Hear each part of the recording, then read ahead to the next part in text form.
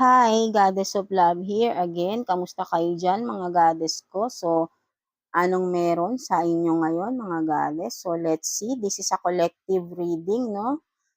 Take what's resonate, no? But I think this one is talaga halos lahat tayo makaka-relate talaga rito, no? Kasi this is just a reality, no? I think, no? So, tignan natin anong sitwasyon ang makukuha natin, no? Kuha tayo ng sitwasyon para sa inyo, collective, no? So, yeah, tignan natin. So, meron ng isa. Tignan natin to. Awakening. Awakening is not changing who you are, but discarding who you are not, no? Ito ang ating unang message or sitwasyon, no? So, what else? What else pa? Universe, please, Holy Spirit. So, you have this for some of you, postpartum depression, anger, anxiety, insecurities, no, for some of you. And then, last one, please. Last one, please. Universe, Holy Spirit. Last card, please. Last card para sa ating collectives. Last card, please. Last card para sa ating mga collective, please. No? We need last one, no? Para ma-discuss natin sa ating mga collectives, please. One card lang po, universe, no? Please. One more card, please. So, ayun na, may lumabas na. Tingnan natin na lumipad, no? Wait lang, collective. So, ano ito? You have this for some of you, no? Daughter, young mother, pregnant, alone, no? So, yeah, tignan natin. So, kung sino lang ang makaka-relate sa mga ano natin, no? So, we have this awakening is not changing who you are, but discarding who you are not. So, for some of you, na kung sino lang ang makaka-resonate dito, right? No? So, for some of you na you are going into an awakening, no? Kung sino lang ang makaka-relate dito, no? Awakening is something na-realize nyo na yung worth nyo, na or yun nga, nagkaroon kayo ng more deeper connection kay God, may mga na-realize kayong bagay, no? So, ang sinasabi rito is, ang nasa process man kayo ng awakening, hindi ibig sabihin no na kailangan yung baguhin ang sarili nyo. Hindi. Kumbaga, pinaparealize lang sa inyo kung sino talaga kayo. Kasi maybe, kaya kayo nagkaroon ng awakening is before, doon sa sitwasyon nyo, is hindi kayo yung nandoon. Kumbaga, hindi yung totoong kayo, hindi yung pagkatao nyo. Kumbaga nakalimutan nyo mismo kung sino kayo doon sa sitwasyon na yun. Kumbaga, dahil sa sitwasyon, marami kayong nakalimutan kung sino talaga kayo. Maybe, dati masayahin kayo, but then, nung nandun na kayo sa isang sitwasyon na yun, hindi kayo masayahin, hindi kayo pala tawa, nawala yung pagiging energized nyo. But then, ngayon, nagkaroon kayo ng awakening, naibalik nyo yun, naging masigla kayo, right? No?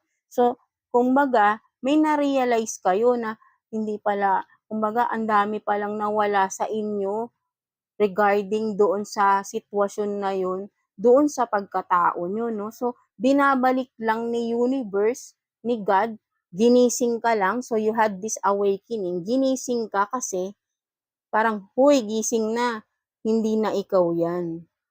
Ibalik mo yung sigla mo, ibalik mo yung pagmamahal sa sarili mo, 'di ba?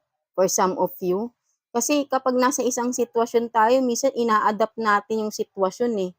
Or example na nasa isang relationship tayo, ina-adapt natin yung sitwasyon dun sa relationship.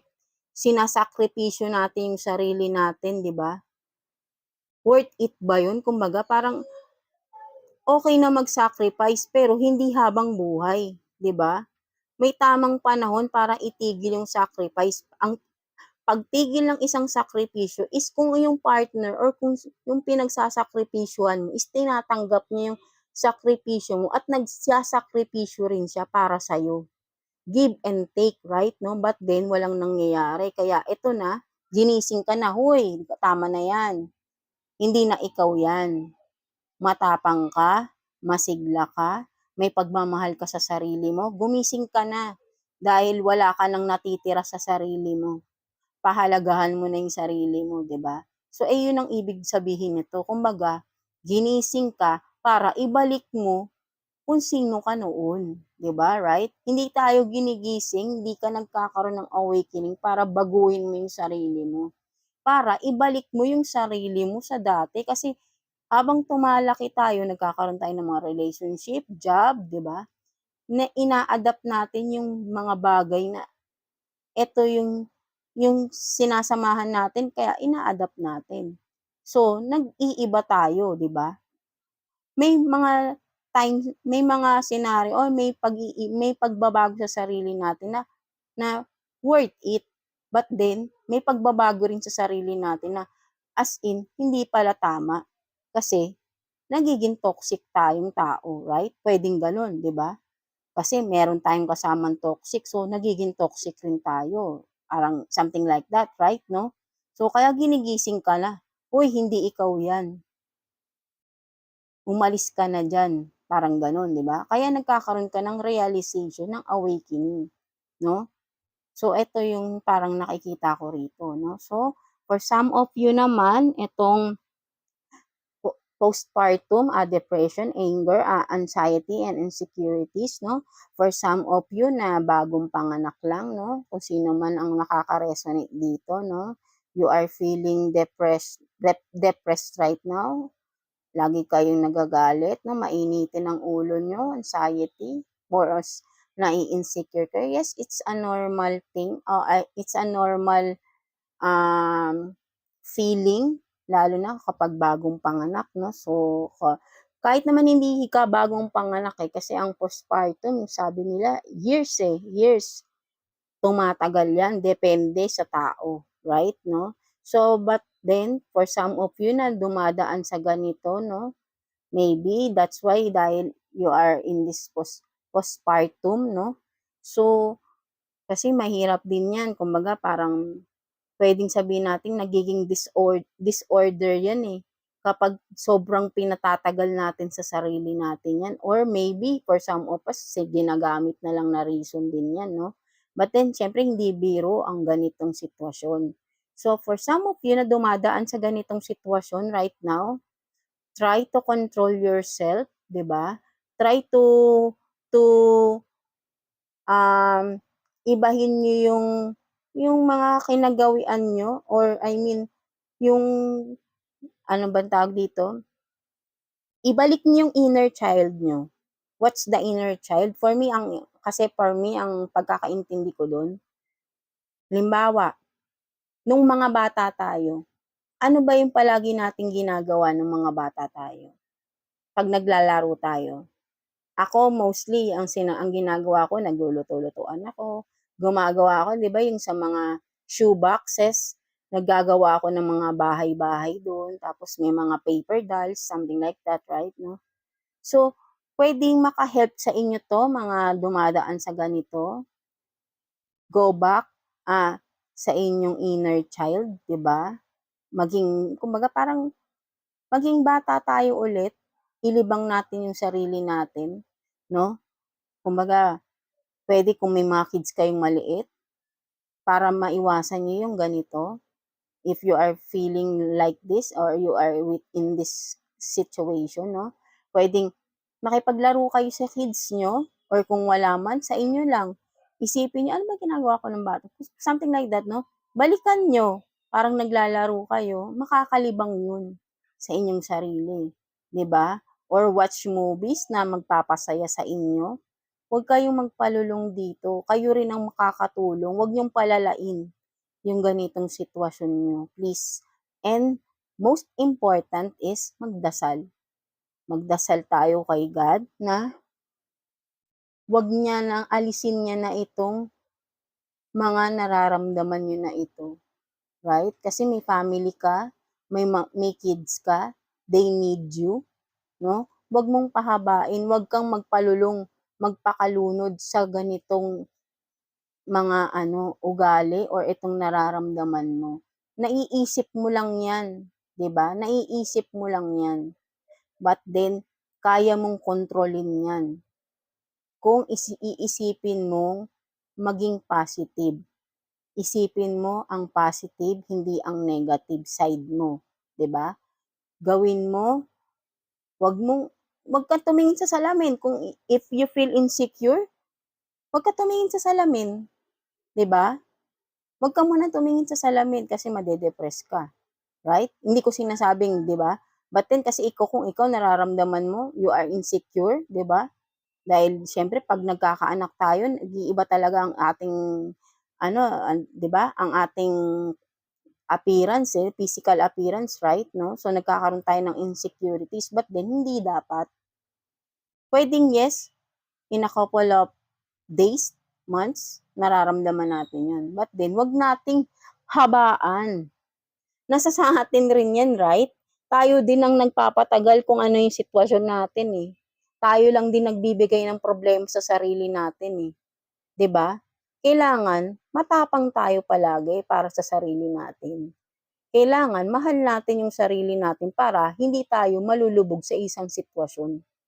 Whatever it is, kung mahal natin ang sarili natin, may respeto tayo sa sarili natin, hindi tayo makakaramdam ng insecure, right? Hindi tayo makakaramdam ng anxiety dahil insecure tayo.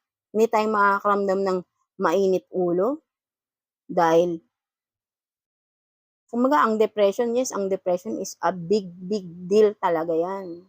Dumaan ako sa depression pero ang naging sandalan ko talaga ay si God. Sa kanya ako humingi ng tulong, sa kanya ako nakikipag-usap at ang laki ng impact, ang laki ng nagawa na na ang laki ng pagbabago talaga as in nung si God yung naging sentro ko nung dumaan ako sa depression na almost gusto ko na ring magpakamatay, 'no? Kasi malalagpasan natin, tayo rin, eh, hindi na sa totoo lang, yes, merong mga coaches diyan and I salute them for helping us or a person na who is going on depression or kung ano man, 'di ba, sa mga problema. But then, ang pinaka-ano na makakatulong sa atin, aside from them, is tayo rin, ang sarili lang din natin. Kung malakas tayo, hindi tayo makakaramdam ng ganito. Kung may tiwala tayo sa sarili natin, hindi tayo makakaramdam ng ganito. Trust me. At kung meron kayong faith kay God, magkakaroon kayo ng malaking, malaking, malaking tiwala sa sarili, malaking, malaking pagmamahal sa sarili, at hindi kayo makakaramdam ng mga ganito sa sarili niyo. Kapag si God yung nasa sarili niyo, put God in yourself, inside your heart, hindi kayo makakaramdam ng ganito. Trust me, because I've gone through this depression recently lang. But then, tignan mo naman, eto ako parang ang gaan-gaan na lang sa akin ng problema, 'di ba? Hindi tayo nawawalan ng problema, but then problema is problema lang. Huwag nating sayangin yung sarili natin dahil sa mga problema, huwag nating sayangin ang buhay natin dahil sa problema, 'di ba? Dahil sa depression na 'yan na ako nga halos gusto ko na magpakamatay before, just a few months ago, 'di ba? But then na-realize ko, pina-realize sa akin ni God, it's not worth it kung sasayangin ko ang buhay ko. Mas marami pa akong magagawa para sa sarili ko kung tutulungan ko mismo yung sarili ko, 'di ba? And with God, siya yung nagpa-realize sa akin na mahalaga pala ako sa mundo, right? So, ito rin sana yung maramdaman niyo, no? So, trust God lang, have faith, strong faith with God, no? So yeah, that's it, no? And for some of you with who are in this, no, daughter, young mother, pregnant, alone. So for some of you, maybe you have meron kayong anak na right now is buntis, bata pa, na-disappoint kayo, no? Na ito na, wala na tayong magagawa, eh, no? Kasi ang mga kabataan ngayon is mapupusok, right? No? So, wala na tayong magagawa kung nandito kayo sa ganitong sitwasyon na yung anak nyo ay buntis, no? Na napakabata pa, no? But then, alone, maybe, wala siyang partner, iniwan pa ng kanyang boyfriend, no? Inanakan lang, no? So, wala tayong choice but then tanggapin yung anak natin. Siyempre, anak natin yan. Nakagawa man ng kasalanan sa atin yan, ipagpasa Diyos na lang natin. 'Di ba? So, ang kailangan lalo ng anak mo ngayon is pangunawa, pagmamahal galing sa iyo, sa pamilya niya, 'di ba? Dahil napakahirap pagdaanan ng ganitong sitwasyon, right? No? Or kung for some of you na nakaranas na, 'di ba? Kasi tayo, magulang na tayo. Maybe nung tayo ay bata, naging young mother din tayo, right? 'Di ba? Ako young mother din ako before. 'Di ba? Mahirap. Kaya kung kayo nakaranas na kayo ng ganito and then ngayon ang inyong anak ay nakakaranas ngayon ng ganito. Iba kasi ang panahon noon eh, kahit papaano hindi ganito na toxic ang environment. So, mas mapusok talaga ang mga kabataan at the same time, maraming kabataan ngayon ang tamad. Sarili lang ang iniisip, mga sorry pero 'di ba, bastos sa magulang. So, but then ito, kung may dumadanas ng ganito, ang inyong anak ay buntis, bata pa, she is now a young mother or will be a young mother soon. Kailangan niya ngayon ng pangunawa niyo. Ipagdasal niyo siya, yung anak ninyo, na sana na ito magiging magulang na siya, na sana maintindihan niya yung kung ano yung sinasabi niyo sa kanya bago siya nabuntis. Kung matigas man ang ulo ng inyong anak, right? No? Or for some of you, pwedeng hindi naman niya sinasadya. But then, overall is, patawarin natin ng buong puso natin yung anak natin. Anak natin yan. Tanggapin natin yung sitwasyon niya, unawain, tulungan natin siyang makabangon.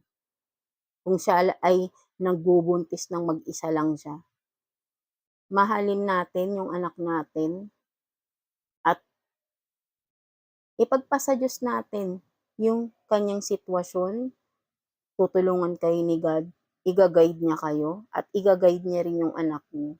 Maniwala lang kayo kay God, 'di ba? Malalagpasan niyo rin 'yan. Malalagpasan ng anak mo yung problema na 'yan at may blessing na darating, right? 'Di ba? New baby, it's a blessing, 'di ba? So, kumbaga, alisin na natin yung galit sa ating anak na nakagawa ng ganito. Siyempre, nakaka-disappoint yan. May mga pangarap tayo sa anak natin, right? No? So, tulungan na lang natin siya. Maybe there is still a time for her na i-pursue kung ano man yung pangarap niya sa buhay dahil bata pa naman siya, right? No, so kailangan talaga niya ngayon is support. Lahat tayo nagkakamali, walang perfect, 'di ba? So alam natin matigas talaga ang ulo ng mga anak natin. So kailangan pa rin natin unawain sila dahil wala silang ibang malalapitan kundi tayo lang din. 'Di ba? So, ipaunawa na lang natin din sa kanya yung sitwasyon at I hope na mauunawaan rin niya at naiintindihan rin niya kung bakit tayong mga magulang ay laging nagpapayo, nagagalit, right? No? So, ngayon, magiging ina na rin ang iyong anak. So, yun nga, di ba, no? Marirealize na rin niya yan. But then, right now, kailangan niya ng support mo. Kung di kayo nag-uusap, kausapin mo na siya. Malamang baka pwedeng ito siya in the near future. Wag naman, 'di ba? Kung hahayaan natin yung anak natin, hindi natin sila papansinin, magagalit tayo ng magagalit, right? 'no, 'di ba? Baka mangyari sa kanya ito, 'wag naman, please Lord, right? So, agapan natin, 'di ba, na dapat nandito tayo para sa anak natin and soon, 'di ba, maa-awakenin din yung anak mo, mare-realize niya rin lahat ng pagkakamali niya. Ipagdasal lang natin yung anak natin, right, 'no? So, yeah, that's it, 'no, para sa atin ngayon, 'no. Ito yung message ng ating God, ni universe, ni God sa atin, 'no. So, I hope may naka-resonate sa ating message today. So, yeah, that's it collectives, 'no. So, thank you for watching and I hope na naka-resonate kayo sa ating message today with the universe and with God, 'no. So, yeah, God bless you all and please like and subscribe sa ating channel, 'no. So, again, thank you collectives.